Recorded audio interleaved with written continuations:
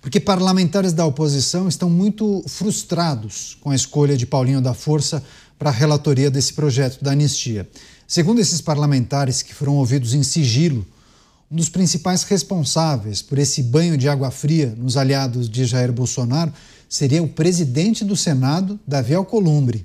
O líder da Casa Alta travou a discussão sobre a polêmica PEC da blindagem, deixando os deputados sem respaldo, que aguardavam justamente para avançar com algum tipo de perdão ao ex-presidente e descumprindo uma articulação entre as siglas do Centrão e a oposição.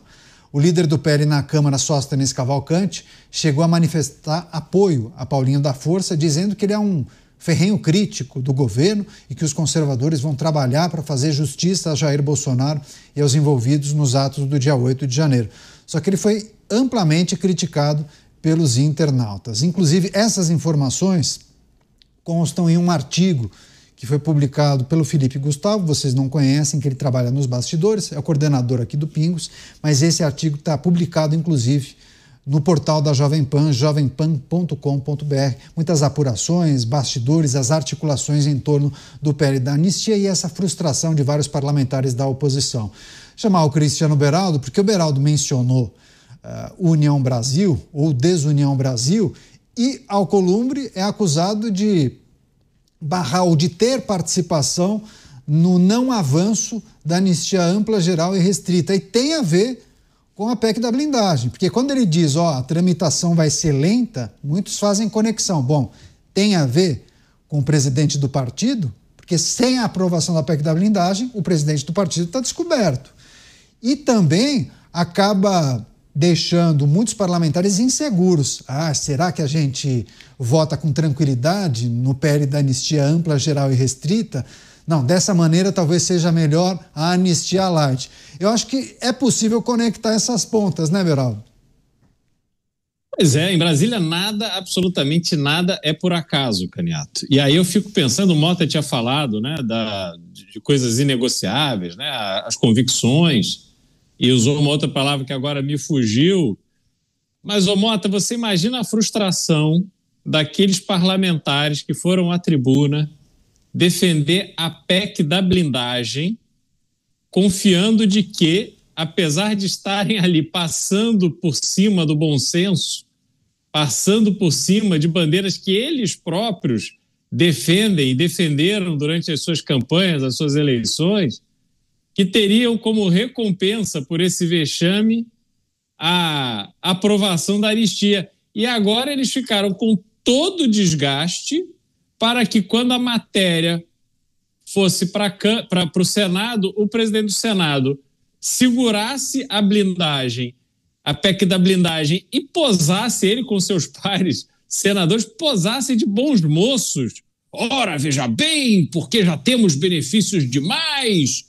Aí não sei se foi Omar Aziz, ou Otto Alencar, que disse, mas o povo brasileiro que não tem nem certidão de nascimento e nós já estamos aqui até com um passaporte diplomático, fazendo assim elucubrações do arco da velha para dizer que parlamentares não precisam da PEC da blindagem. Sendo que, obviamente, para quem conhece um pouquinho da dinâmica do Congresso Nacional, a gente sabe que isso é uma encenação combinada. Então, houve sim a ruptura de um acordo. E esta ruptura, ela foi feita pelo presidente do Senado, que, uma vez segurando a evolução da PEC da blindagem, não cria o ambiente necessário para uma proposta de anistia mais ousada, digamos assim. E o pior, ao colocar Paulinho da Força para ser o relator, que já indica que será uma anistia, que não será uma anistia, será uma redução de pena para os manifestantes de 8 de janeiro, como é que ficam os bolsonaristas na Câmara e no Senado? Vão votar só para beneficiar os manifestantes de 8 de janeiro e deixar Bolsonaro sem nenhum tipo de benefício, preso, condenado a 27 anos? Ou não vão votar a favor, mandando um recado de que, na verdade, eles não estão nem aí, não estão ligando para aqueles manifestantes, senhores e senhoras de idade, mães de família, pais de família que estão presos, só porque não tem Bolsonaro no pacote. Então, Davi Alcolumbre deu um nó em todo mundo e ele se tornou o protagonista da política brasileira hoje. E de quebra, Caniato, parece estar articulando para rifar Antônio Rueda, presidente do seu partido União Brasil, da cena política brasileira. Eventualmente até com a expectativa dele próprio assumir a presidência do partido, entregar o União Brasil para o presidente Lula na sua campanha à reeleição e, com isso, praticamente matar a viabilidade de uma candidatura forte que una o Centrão em torno de um nome como Tarcísio de Freitas. Não é ficção, viu? Isso que o Beraldo trouxe na finalização do seu comentário vem sendo discutido amplamente em Brasília, nos corredores das casas legislativas e nos gabinetes dos deputados. Como o Beraldo fez um comentário a partir da análise do Mota, quer fazer o complemento, Mota? Depois eu passo para o Dávila. Essa é uma situação extremamente complicada. Eu acho que se você tem que correr riscos, se você tem que correr o risco de perder, se você tem que correr o risco de quebrar a cara, ou outros riscos que todo político corre no Brasil de hoje, que seja pelo menos defendendo as suas convicções. É isso que eu defendo.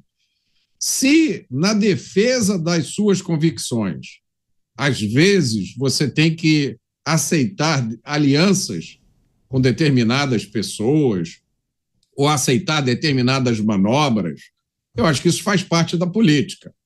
Agora, abrir mão das convicções é o caminho para o desastre, a não ser que você não tenha convicção para abrir mão dela, né? Nós temos aqui duas situações relacionadas, mas distintas. Uma delas é a situação dos réus de 8 de janeiro. Outra é a situação do presidente Jair Bolsonaro. Para a gente tratar as duas, basta lembrar do voto do ministro Fux, que lembrou: manifestação não é crime, acampamento não é crime. Não existe golpe de Estado quando as pessoas não têm condição de mudar o governo pelas suas ações.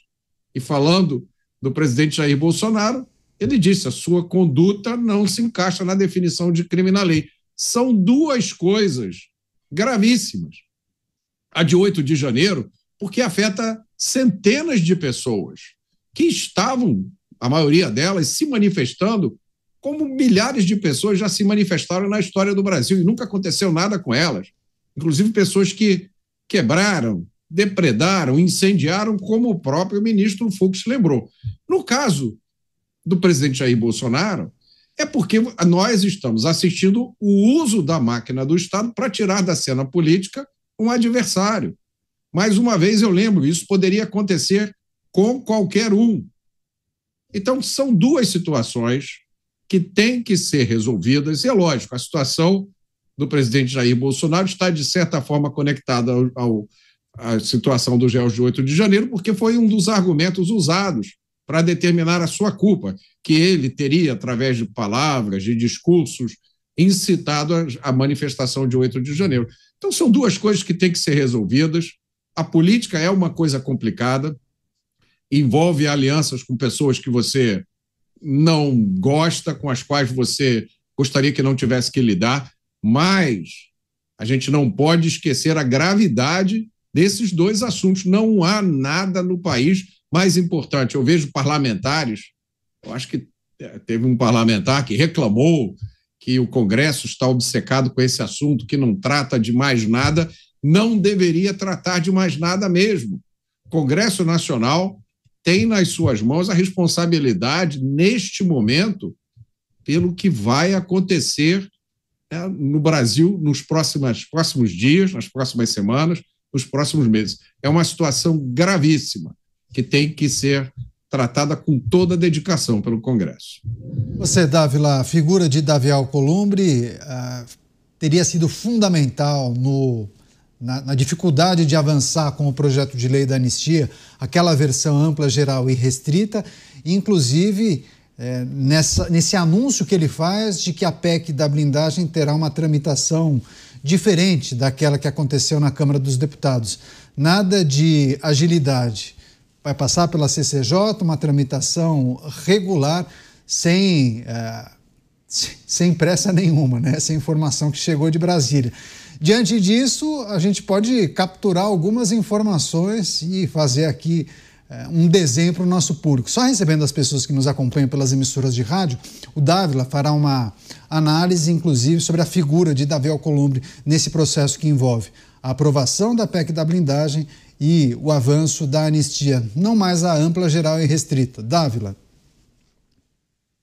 A PEC da blindagem é uma vergonha. Na verdade, foi uma forma de aprovar a volta do voto secreto para proteger picaretas que têm mandato. Essa é a verdade. E o que ele vai fazer é justamente agora se pousar, como bem disse o Beraldo, como um grande árbitro da moralidade política e questionar esse absurdo. E aí o que acontece? Se ele derrubar a PEC da blindagem nesse sentido, a volta para estaca zero, porque aí não tem como recomeçar tudo de novo, porque é uma PEC, não é um projeto de lei, não dá para voltar, mudar, modificar. Então vai ser abafado no Senado e vai se posar de político de convicção, como o Mota fala.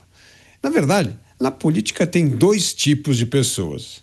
As pessoas que têm convicção, como bem disse o Mota, são as pessoas que não estão preocupadas com o julgamento dos outros. Elas atuam de acordo com as suas convicções. E como dizia o Oscar Wilde, a única maneira de ser feliz é se nós vivermos pelas nossas próprias convicções. E eu acredito exatamente nisso. Mas isso são os estadistas. A maioria das pessoas que está na política está para defender interesses.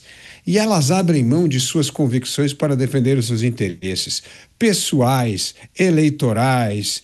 E aí, Caniato, é a imagem da nossa PEC da blindagem, é a imagem que nós temos das emendas PIX. Isso tem tudo a ver com defesa de interesses pessoais, eleitoreiros, partidários, e não tem nada a ver com o povo. Então, o que nós temos hoje é, na verdade, um político clássico na defesa de interesses, presidindo o Senado, e quando tem oportunidade, dá para pousar de defensor de convicções. Pois é, agora, Beraldo, nessa informação que nós destacamos há pouco, né, na apuração que o Felipe Gustavo fez, alguns parlamentares chegaram a dizer que, claro, estão muito frustrados, não vem agora uma luz no fim do túnel, que tudo que eles podiam entregar já entregaram, inclusive aquela história da tal reversão da inelegibilidade era um jabuti, era uma gordurinha no texto, sim. Entendiam que era muito difícil um projeto que atendesse também a esse pleito, mas que, diante dos últimos acontecimentos, a oposição não teria o que oferecer. E aí muitos apostam, sabem no quê? Agora a saída é Donald Trump. A saída é esperar o que os Estados Unidos farão. Novas medidas serão impostas às autoridades brasileiras, enfim. E aí é preciso olhar também para o próximo presidente da República, se não for o atual, né? Se o atual não conseguir a reeleição. Então me parece que as apostas indicam esperar alguma coisa fora do roteiro que vai ser tomado por Donald Trump, ou talvez uma medida tomada pelo próximo presidente da República, né? Leia-se indulto, graça e por aí vai. Zé, agora, eu não vejo nenhuma medida que possa ser tomada pelo presidente Donald Trump, pelo governo norte-americano, que causaria uma pressão tal que o resultado seria a redução de pena ou anular o julgamento de Jair Bolsonaro, porque não tem instrumentos para isso, né? Por mais que se aplique suspensão de visto, aliás, veja, o ministro da Saúde teve o visto suspenso, agora teve o visto concedido para que ele acompanhe o presidente da República na reunião da ONU. Está lá, cheio de restrição, tem que ficar a 5 quadras do prédio da ONU e tal, mas, enfim, vai entrar lá de novo, óbvio. Existem acordos internacionais, né, tratados internacionais que exigem os Estados Unidos de conceder visto nesses casos em que as pessoas, né, de governos vão até a ONU mas gera um certo constrangimento de parte a parte.